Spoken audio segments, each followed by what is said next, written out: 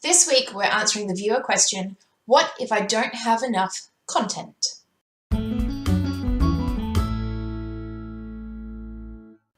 Hi, I'm Sam Nordberg. Welcome to this week's mini training. And this week, as I mentioned in the intro, we're answering the viewer question, what if I don't have enough content for my course?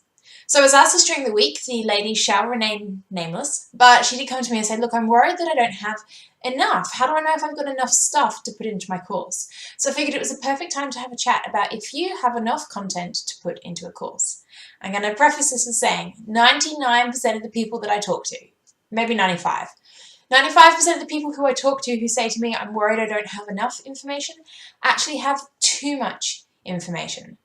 You see, the thing is with any form of course or any form of content where you're getting your audience to engage and do something about it is that less is more. People are busy. You're busy, I'm busy, we're all busy. And the thing is that we don't have hours and hours to implement the stuff we learn.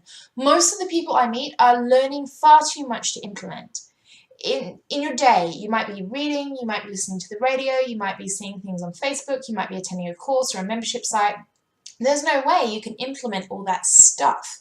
So most people are already exposed to too much information. What that means in your course then is if you want your students to take action and you want them to actually learn something, you need to make sure you're delivering tiny, tiny, tiny bits of information, but in a way that's highly engaged and in a way that makes them take action because you need them to implement.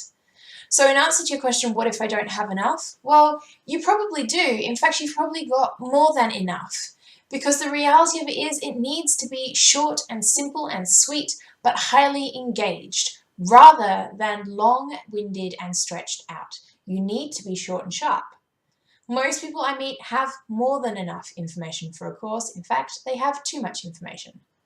So my challenge for you today is to grab yourself a piece of paper. That's a tongue twister and a half. Grab yourself a piece of paper or open a Word document or Evernote or whatever you want and list down all the things you were thinking about putting inside your course, all those bits of information. Then I want you to strategically think about how long would it take the student to learn how to do that and to implement that. So if you've asked them to think about writing a book and you've asked them to outline their book, for example, how long would it take for them to learn how to outline a book? And then how long would it take for them to actually write the outline? Let's be honest, if it's anything more than, say, half an hour, maybe even an hour in a week, they're not going to do it all. They don't have time for it. And that's when you need to break your information down to smaller little bits. So look at how long it would take them to learn that, how long it would take them to implement, and then be realistic about how much time your audience has. I think you'll find you've got too much there and not enough.